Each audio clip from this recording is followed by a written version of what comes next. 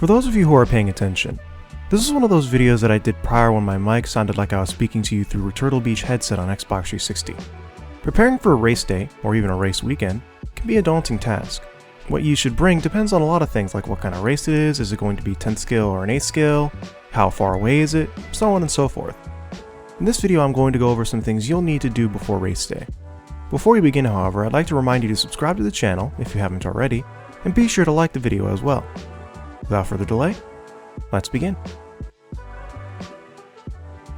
Let's start off with the general stuff you'll need to go racing. Of course you're going to need the cars you're going to race, duh. But also any cars you might not be racing. Let me explain. Say for example you have two of the same car for different occasions, like one mod car and one stock car. If you're running mod that day, be sure to also bring your stock car as well for spare parts and vice versa. If you don't have a spare car, like most people, be sure to invest in a couple spare parts. You don't need to buy a second car's worth of parts, just the things that break normally, like for example arms, shock towers, turnbuckles, so on and so forth. Having spare parts for your car and bringing them to big events where you don't have access to a parts store is important to not having a really short race day or race weekend. A lot of times, outdoor tracks won't have hobby shops attached to them, so keep that in mind. This extends to having spare motors, ESCs, servos, and so on. You don't want to break something and be caught without the part you need. Speaking of which, it might be a good idea to bring an extra set of hardware just in case you lose some. I'm talking screws, nuts, and body clips. Trust me, I've lost at least $70 worth of hardware just by dropping them and having them sucked into the void. Of course, you're also going to need something to hold on to this stuff. Many companies already make different bags for this kind of stuff, and they all work pretty well. Personally, I use this regular toolbox that I got from my dad when I first started racing a long time ago. This particular toolbox is big enough to fit two 10th scale buggies, my charger, my transmitter, and many other tools that I usually need. Of course, another thing you're going to want would be your tools. I usually bring as many tools as my small VW Jetta will allow. That includes my entire driver set, including an electric driver, pliers, wire cutters, body reamer, car stand, wire brush, a mini pry bar, Lexan scissors, solder, a soldering iron, and basically anything else that would fit in a little rolling tool bag like this and then some. These are all your basic tools that you need just in case you either need to change some electronics or make some sort of tuning change. Speaking of which, you also need to keep with some of the tools to actually change the setup of your car, with the three most important ones being your ride height gauge, your camber gauge, and your setup board.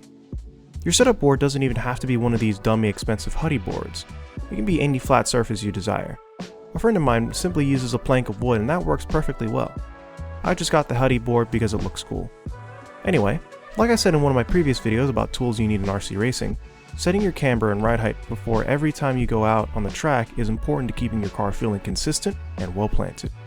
Another thing to bring with you all the time is spare shock oil and springs. It sort of ties into the other thing with bringing spare parts in case something breaks, but bear with me. Keeping up to maintenance and freshly rebuilding your shocks before a big race can do wonders in how it feels. This is why bringing spare shock fluid with you is important to do, so you can either rebuild your shocks with a different oil and change the dampening, or keep it the same and just refresh the fluid. This is most important to do with 10 scale outdoor races as it's really easy for dirt and grime to get into the shocks themselves. Seriously, it gets bad sometimes. This isn't as much of an issue with 8th scale as shocks usually come with these boots on them to keep dust out, but it's still important to keep the shock oil fresh.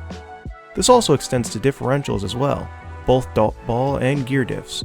Gear diffs in that it's important to carry extra planetary gears in case one is stripped, and ball diff rings to refresh the car if need be. With that being said, there are still some things you'll need beyond what I just listed depending on what type of track you go to, so let's go over them now. Indoor racing is arguably more popular than outdoor racing when it comes to 10th scale, and it's probably the type of racing I'm most familiar with, so let's go over some things you'll need to bring to the track. Now first off, we have to go back to the tire game. Yep, you knew this was coming, so let's get it out of the way. The amount of prep needed to get these tires to grip out of the box is kind of absurd the more you think about it. A lot of times people will take brand new treaded tires and sand them down to slicks without much of a second thought. Some indoor tracks out there might have different track conditions that will lead people to still running treads, but a lot of the things that I bring to said tracks would largely be the same. First off, you're going to need some kind of tire grip enhancer, be it liquid wrench or some other name brand traction compound. Having some on hand is absolutely imperative to having grip on the track. Along with that, having something to clean your tires with is also important to allowing your car to have grip. You don't want to put traction compound or liquid wrench on dirty tires. Simple green and a brush is going to be your new best friend. Speaking of which, you're also going to want to bring a whole bunch of different tire compounds to experiment with what works best on your track specifically. At the indoor track I usually frequent in Hobbyton Columbus, they usually use either a clay compound or softer. I tend to use the clay as it usually lasts longer.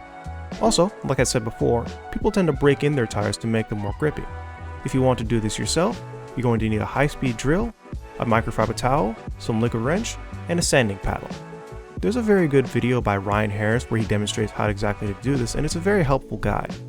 I highly recommend checking it out if you haven't already. Now, for more extreme circumstances, like where you're running with nitro cars indoors, another thing that would be a huge help to both you and your sanity would be a thick mask or even a gas mask. I've seen a few people have masks that Psycho Nitro blast far before the bricks are ever a thing, and it's probably because hotboxing with a small 2-stroke engine for hours on end, let alone hundreds of them in a building with little ventilation, is not great for your lungs, I imagine. And before you comment, the reason why I say this is that breathing in any fumes from an internal combustion engine is bad for you. I really shouldn't have to tell you this.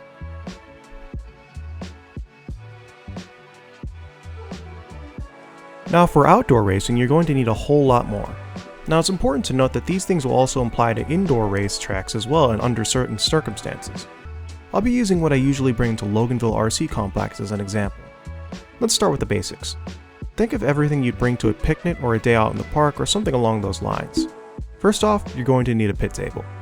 You can usually find these fold-up tables at Home Depot for reasonable prices most of the time, and unless you plan to pit with somebody else, you really only need a small one for yourself. Next up, you're going to need an extension cord, preferably one that breaks into multiple other inlets so you have something to plug your charger, and other things of the sort. To shield yourself from whatever Mother Nature might have up her sleeve, I usually bring one of these open tents so I'm not either wet from rain if it unfortunately comes that day during the race, or baking in the hot sun. Speaking of which, depending on whether you'll also want to bring either a personal heater, if it's cold, or a fan if it's hot. Another thing you'll need will be a large mat or towel to put under your table to make sure that if anything falls down off your table, it won't get sucked into the void.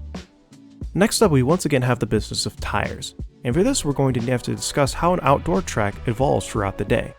Before anybody runs on the traffic surface itself, or the track has been lightly used, this is the stage where it's very loamy and maybe a bit damp. For this style of track, you're going to want a similar style of tire to a Proline Blockade or a J-Concepts Flip Out.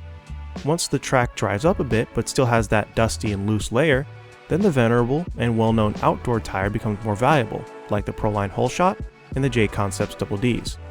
Lastly, when the track grooves up and loses its dusty layer for the most part, that's when web-style tires like the Proline Positron and the J-Concepts Ellipse becomes more valuable. Keep in mind, however, that there are many other different types of tires out there, all with different uses and features. For example, the Proline Fugitive has been designed to be a long wear tire made for long nitro races, but is also made for grooved conditions. Be sure to consult your local fast guy for more info on what kind of tire works for the what track conditions. J-Concepts also came out with a little guide sheet on what kind of tire works for different track conditions, so that's a helpful tool as well if you plan on running J-Concepts rubber. Now we have all the things I would bring to an RC race if I had the actual funds to do so. Sometimes RC tracks don't have electric outlets, let alone pit tables, so sometimes it would make sense for you to bring a backup generator with you so you have something to actually charge your stuff. Also, if you have the space, using the trailer to shield you from the elements and give you some level of peace and mind from all the nitro revving and fumes might also be a good idea. A radio might be a good purchase as well, as a lot of times tracks will broadcast announcements via radio signals. I know they do this to Loganville, so keep that in mind. If you're going to a very large race with hundreds of entries and you have nothing to do, and if you have a trailer already and a TV or a monitor, it might be a good idea to bring a gaming system with you just in case you get bored and have nothing to do while your race comes up. And that's about it. Truthfully, there are many, and I mean many, things you probably can and probably should bring to an RC race, and each and every one of them will bring some sort of purpose. I'm sure many of you will say in the comments on what you actually bring on a trip to a track, and to be honest, I'd love to hear what you have to say. If you did make it this far in the video, I really do appreciate you, and I can't thank you enough. Speaking of which, I'd like to thank my patrons as well. They are Michael Williams, Lucas Tarka, RC World Discord server, Casey Nix, Ben Reeves, and my new patron, Dave Armstrong. Thanks for watching, and I'll see you next time.